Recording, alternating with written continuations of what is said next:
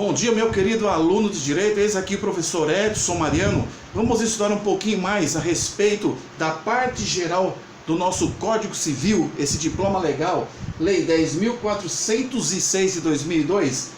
Diz assim: em sua parte geral do Código Civil, ele se divide em 3 livros, quais sejam: livro 1, das pessoas, que por sua vez se subdivide em pessoas naturais e pessoas jurídicas. Livro 2, dos bens, e livro 3, dos fatos jurídicos. A respeito das pessoas naturais, quem são as pessoas naturais? Somos eu e você, todo ser humano, desde que ele passa a existir com o seu nascimento com vida. Nascer com vida torna-se pessoa natural. Só que essa pessoa nascendo, nos ensina um artigo 1º do Código Civil, a teoria adotada por esta lei vigente civilista, a teoria natalista. Tem que nascer. E nascendo, nós aqui no artigo 1º diz que toda pessoa, todo ser humano que nasce, tem sua existência, é capaz de direitos e deveres na ordem civil. Nascemos, passamos a ter então direitos e deveres. Direitos e obrigações. Pois bem, dando continuidade nessa teoria natalista adotada pelo Código Civil, vamos então entender quando essa personalidade tem o seu início e o seu fim. O início nós já falamos, a partir da existência com vida, a partir do nascimento de quem? Do ser humano. E a extinção dessa personalidade jurídica, vejamos então a seguir no outro quadro. Pois bem, meu querido aluno de Direito, dando continuidade, vamos aí tratar a respeito do início e do fim da personalidade jurídica.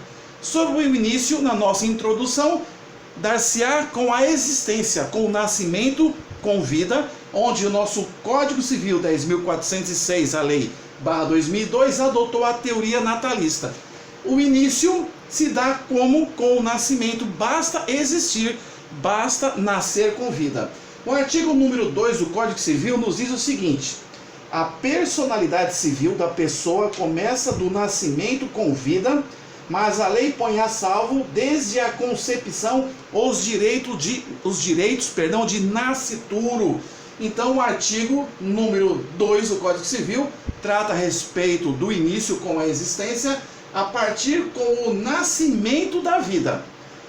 Só que, como observação, mas a lei protege desde a concepção. Então, a pessoa ainda está no processo de gestação. Ela está se formando, ela está a partir do embrião, como nascituro, a lei protege. A lei protege desde a concepção. Havendo a concepção, a lei coloca como se fosse um stand-by. Vamos aguardar se ela vai nascer com vida, tornando-se um ser humano, partindo dali então a poder exercer, recepcionar direitos e obrigações. Então a lei protege desde a concepção o direito de quem? Do nascituro, que está na fase gestacional, condicionado ao nascimento com vida. Então, nascendo com vida, passa a ter direitos e deveres na sociedade civil. Pois bem, então nós temos a expectativa de direitos. Então o nascituro, ele tem a expectativa de direito, ele nascendo com vida, ele passa a exercer e poder realmente tomar posse da sua existência como ser humano, daquilo que ele é inerente, daquilo que ele é próprio, concernente à lei sobre a sua vida, sobre os seus atos da vida civil, condicionado ao nascimento com vida, expectativa de direitos. E o fim?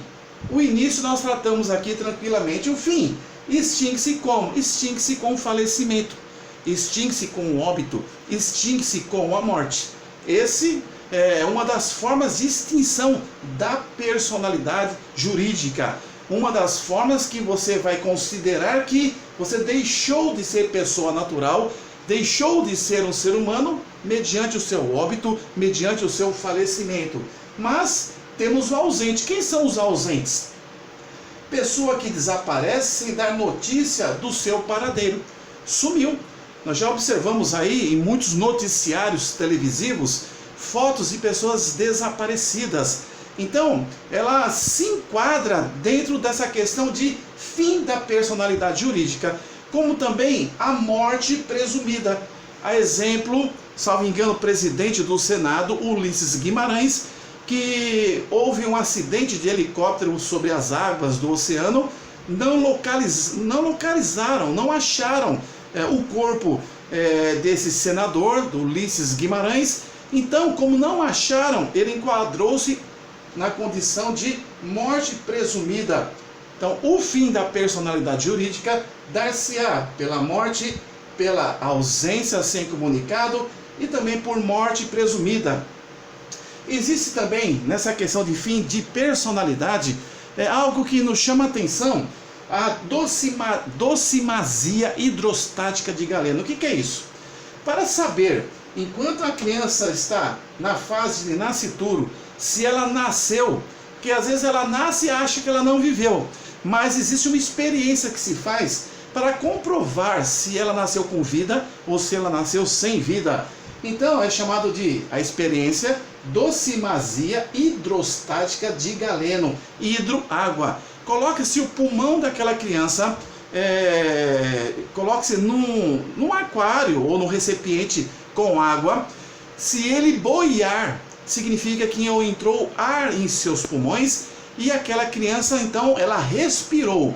Se ela respirou por uma fração de segundo, ela passou a ter a sua existência, passou a ter a sua condição de pessoa natural, passou a ter obrigações e direitos dentro do nosso ordenamento civil. Então, aqui é uma experiência para ver se, quando nasce a criança, e muitos acham que nasceu e não viveu, por isso passa a não ter direitos na esfera civil. Fazendo isso, constata-se que se o pulmão não flutuar, não boiar, é que a criança não respirou. Então, a expectativa foi frustrada de nascimento com vida. Mas se, pelo contrário, aquele pulmãozinho colocado sobre as águas flutuar, significa que ele nasceu com vida, mesmo que por alguns instantes. E aí isso realmente repercute muito, até mesmo dentro do direito sucessório. E temos a comuriência, que a comuriência é a morte ao mesmo tempo, é a morte simultânea. Imagina só, você está tranquilamente numa avenida, a Avenida Paulista, e o farol está verde para você. E você está ali às 3 da manhã voltando aí de uma comemoração em família, o farol verde, você tranquilamente está ali dirigindo no sentido reto, dentro do limite de velocidade daquela pista, e subitamente você nem percebe, vem um carro em altíssima velocidade, bate em você que está com a sua esposa ao lado, os dois morrem no mesmo instante. Isso é comuriência, morte simultânea. Não dá para saber categoricamente, talvez até com uma perícia, mas talvez aí difícil de comprovar, a morte simultânea, quem é que morreu primeiro.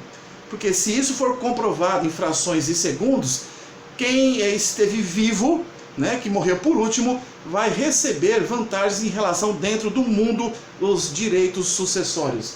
Aqui está então uma ilustração breve e sucinta a respeito da parte geral do Código Civil, e dentre os 3 livros nós aqui discorremos das pessoas naturais. Futuramente, em outros vídeos, falaremos das pessoas jurídicas, dos bens, dos fatos jurídicos.